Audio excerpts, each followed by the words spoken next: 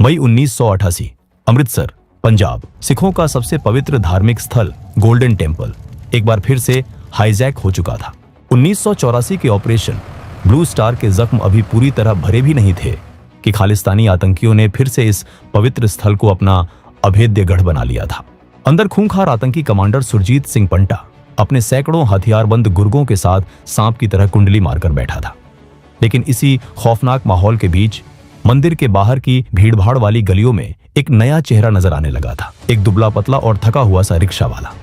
अंदर बैठे आतंकी जो हर वक्त मौत के खौफ में रहते थे, किसी भी अजनबी पर तुरंत शक करते थे। जल्द ही उनकी बाज जैसी नजरें इस नए रिक्शा वाले पर पड़ गईं। उन्हें लगा कि ये पुलिस का कोई नया इन्फॉर्मर है। एक रात एक सुनसान गली में उसे कुछ हथियारबंद आतंकियों ने घेर लिया। कौन है तू? पुलिस का कुत्ता? एक आतंकी ने गुर्राते हुए कहा। मौत सामने खड़ी थी। एक आम इंसान होता तो शायद रहम की भीख मांगता या डर के मारे कांपने लगता, लेकिन उस रिक्शा वाले के चेहरे पर खौफ का एक कतरा भी नहीं था। वो रिक्शा वाला कोई आम इंसान नहीं था। वो था भारतीय खुफिया एजेंसी का सबसे खतरनाक और होनहार अंडरकवर एजेंट अजित कुमार डोभाल। 1980 के दशक का वो दौर जब पंजाब जल रहा था। 1984 में हुए ऑपरेशन ब्लू स्टार ने खालिस्तानी आतंकवादियों को मंदिर परिसर से निकाल फेंका था, लेकिन उसकी कीमत देश को बहुत भारी चुकानी पड़ी थी। वो एक कन्वेंशनल मिलिट्री इंटरवेंशन था जिसमें भारी हथियारों का इस्तेमाल हुआ। पवित्र अकाल तख्त को नुकसान पहुंचा और पूरी दुनिया में सिख समुदाय की भावनाओं को गहरी ठेस लगी। उस एक ऑपरेशन ने आतंकवाद को खत्म करने के बजाय उसे एक नई और भी ज्यादा खतरनाक आग दे दी थी। 1986 आते आते आतंकवादियों ने फिर से गोल्डन टेम्पल पर कब्जा जमा लिया था। आतंकियों ने मंदिर के अंदर से अपनी एक पैरेलल सरकार चलानी शुरू कर दी थी। पंथिक कमेटी नाम के एक कट्टरपंथी गुट ने खुलेआम भारतीय राज्य सत्ता को चुनौती दे दी थी। पंजाब की सड़कों पर खौफ का नंगा नाच चल रहा था।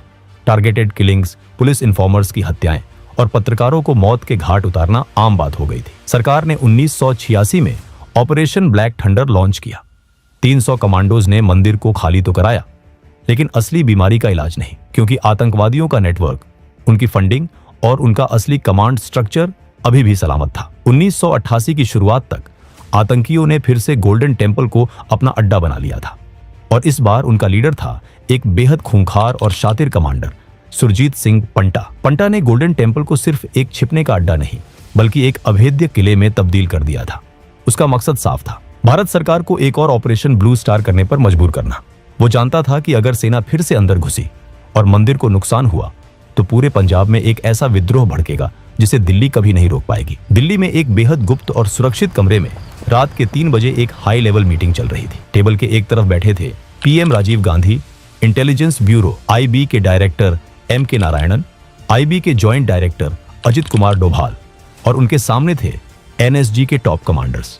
दिल्ली के पास मानेसर की अरावली पहाड़ियों में एनएसजी के 1000 कमांडो पूरी तरह से तैयार बैठे थे। बस दिल्ली से एक गो अहेड का इंतजार था, लेकिन वो ऑर्डर देने की हिम्मत किसी में नहीं थी। हम एक और ब्लू स्टार अफोर्ड नहीं कर सकते। मुझे पवित्र स्थल पर एक खरोंच भी नहीं चाहिए, पीएम राजीव गांधी ने कहा। नारायणन ने अपनी फाइल खोली और कहा, सर, समस्या ये नहीं है कि हमारे कमांडो अंदर कैसे जाएंगे। समस्या ये है कि हमें पता ही नहीं है कि अंदर चल क्या रहा है। हमारी इंटेलिजेंस पूरी तरह से ब्लाइंड है। हमारे इन्फॉर्मर ने खबर दी है कि सुरजीत सिंह पंटा ने पूरे गोल्डन टेम्पल परिसर में हाई ग्रेड एक्सप्लोसिव्स बिछा दिए हैं। अगर हमारे कमांडो अंदर घुसे तो वो उन बमों को उड़ा देगा। पूरा गोल्डन टेम्पल तबाह हो जाएगा और इसका सीधा इल्जाम भारत सरकार पर आएगा। ये सुनकर कमरे में सन्नाटा छा गया। सीआरपीएफ ने मंदिर को बाहर से घेर तो लिया था, लेकिन अंदर आतंकियों की असली संख्या कितनी है, उनके पास हथियार कौन से हैं, उनके मोर्चे कहां हैं, और सबसे महत्वपूर्ण बात, क्या वो बम सच में वहां हैं? बिना एक्शनेबल इंटेलिजेंस के हमला करना मौत के कुएं में छलांग लगाने जैसा था। तभी अजित डोभाल ने कहा, सर, अगर हमें अंदर की जानकारी चाहिए तो किसी को अंदर जाना होगा। बाहर बैठकर हम सिर्फ कयास लगा सकते हैं। नारायणन ने उसकी तरफ देखा। तुम जानते हो तुम क्या कह रहे हो? वहां अंदर जाने का मतलब है सीधे अपनी मौत के वारंट पर दस्तखत करना, डोभाल ने कहा। इसीलिए सर, कोई आम इन्फॉर्मर नहीं जाएगा, मैं जाऊंगा। नारायणन ने डोभाल की आंखों में सीधे देखते हुए बेहद सख्त लहजे में कहा, याद रखना डोभाल, तुम्हारे पास कोई बैकअप नहीं होगा।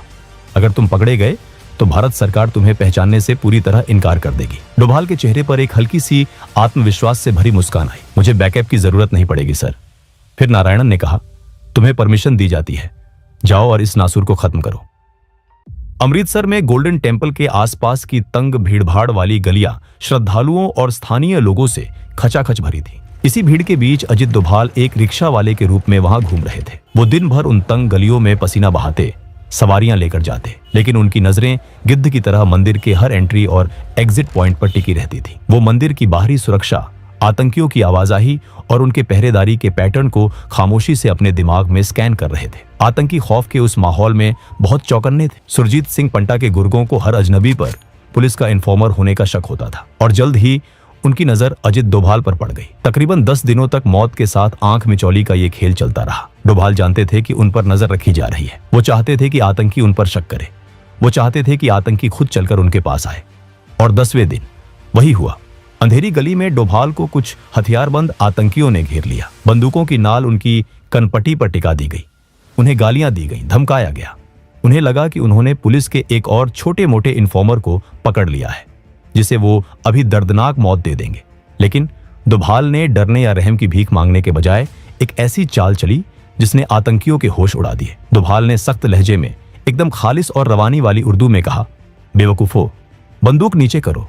अगर तुमने मुझे मार दिया तो तुम्हारी पूरी कौम की आजादी का सपना यही खाक हो जाएगा। मुझे तुम्हारे पास तुम्हारे आकाओं ने भेजा है। आतंकी सन्न रह गए। कौन आका? तू है कौन? डोभाल ने अपना वो ट्रम्प कार्ड फेंका जिसे उन्होंने बरसों पाकिस्तान में रहकर तैयार किया था। मैं पाकिस्तानी खुफिया एजेंसी ISI का स्पेशल ऑपरेटिव हूँ। मुझे बॉर्डर पार से खास तौर पर तुम्हारी मदद करने के लिए भेजा गया है। खालिस्तानी आतंकियों को डोभाल की बात पर विश्वास हो गया। ये कोई तुक्का नहीं था।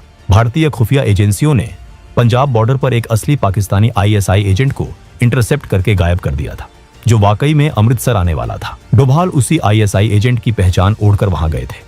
आतंकियों के कमांडर सुरजीत सिंह पंटा के सामने डोभाल को पेश किया गया। पंटा एक क्रूर और चालाक आतंकी था। उसने डोभाल से घंटों तक पूछताछ की, लेकिन डोभाल डरे नहीं।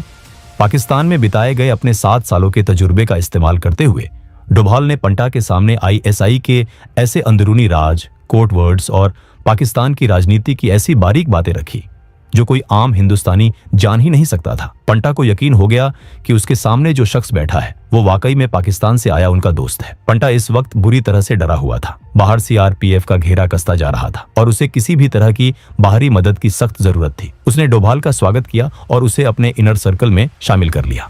अगले कुछ दिन डोभाल के लिए किसी बुरे सपने से कम नहीं थे। वो आतंकियों के साथ खा रहे थे, सो रहे थे और हर पल इस खौफ के साए में जी रहे थे कि अगर एक भी गलती हुई, अगर उनका कवर 1 सेकंड के लिए भी हटा, तो उन्हें ऐसी मौत मिलेगी जिसे सोचकर भी रोंगटे खड़े हो जाते हैं। लेकिन डोभाल अपना काम कर रहे थे। पंटा ने डोभाल को वो बम दिखाए जिनके दम पर वो भारत सरकार को ब्लैकमेल कर रहा था। डोभाल ने बमों का मुआयना किया और तभी उन्हें वो जानकारी मिली जिसने इस पूरे ऑपरेशन की दिशा बदल दी। बम असली नहीं थे, वो नकली बम थे। सुरजीत सिंह पंटा ने सरकार को ब्लैकमेल करने के लिए सिर्फ एक अफवाह उड़ाई थी। उसके पास मंदिर को उड़ाने लायक कोई हाई ग्रेड एक्सप्लोसिव था ही नहीं। ये एक ब्लफ था। डोभाल ने इसके अलावा भी बहुत कुछ देखा। उन्होंने आतंकियों की सही संख्या का पता लगाया, जो कि करीब 200 तक थे। उनके हथियारों की गिनती की, कितनी AK-47 है, कौन सा हथियार कहां रखा है।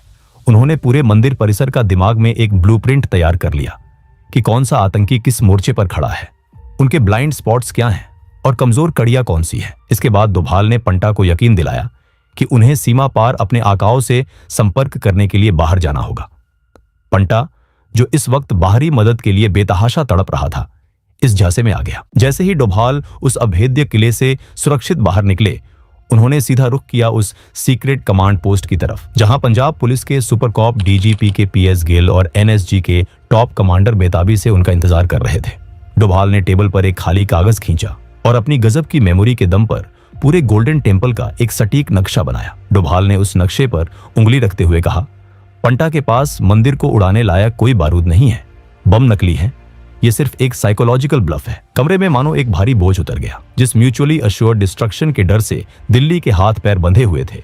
डोभाल ने उस डर को जड़ से उखाड़ फेंका था। डोभाल ने आगे कहा, अंदर करीब 200 आतंकी हैं। उनकी पोजीशन परिक्रमा के ईस्टर्न और सदर्न टेरेसेस पर ज्यादा मजबूत है। अगर हम उन्हें सटीक स्नाइपर फायर से पिन डाउन कर दें तो वो खुद घुटने टेक देंगे। इसके बाद गिल ने NSG कमांडर की तरफ देखा और कहा, शिकार अब पिंजरे में है और पिंजरे का ताला हमारे पास है। 11 मई 1988 ऑपरेशन ब्लैक थंडर 2 आधिकारिक तौर पर शुरू हो चुका था। KPS गिल बाहर से पुलिस फोर्स का नेतृत्व कर रहे थे। NSG के 51 स्पेशल एक्शन ग्रुप के 1000 कमांडो एक्शन में आ चुके थे, लेकिन इस बार कोई अंधी फायरिंग नहीं हुई। आर्मी की तरह इन्फेंट्री को अंदर नहीं धकेला गया। रणनीति थी थकाकर मारना। डोभाल द्वारा दिए गए सटीक नक्शों की मदद से एनएसजी के स्नाइपर्स ने मंदिर के चारों तरफ मौजूद ऊंची इमारतों पर अपनी पोजीशंस ले ली। इनमें सबसे अहम था एक 300 फुट ऊंचा पानी का टैंक, जहां से मंदिर के अंदर का पूरा आंगन साफ नजर आता था। एनएसजी के पास जर्मनी की बनी hi-tech Heckler and Koch PSG-1 sniper rifles थीं, जिनमें नाइट विजन स्कोप लगे थे। जैसे ही कोई आतंकी कवर से बाहर निकलने की कोशिश करता, स्नाइपर की एक सटीक गोली उसे वहीं ढेर कर देती। आतंकियों की पूरी डिफेंस लाइन पैरालाइज हो चुकी थी। उसी समय बाहर से मनोवैज्ञानिक युद्ध शुरू कर दिया गया। मंदिर की बिजली और पानी की सप्लाई काट दी गई। भीषण गर्मी में आतंकी प्यास से तड़पने लगे। लाउड स्पीकरों पर लगातार घोषणाएं की जा रही थी कि वो सरेंडर कर दें। लगातार स्नाइपर फायर और पानी की कमी ने खालिस्तानी आतंकियों के हौसले पस्त कर दिए। 18 और 19 मई को आतंकियों ने हथियार डाल दिए। करीब 200 खालिस्तानी आतंकी ने सरेंडर किया।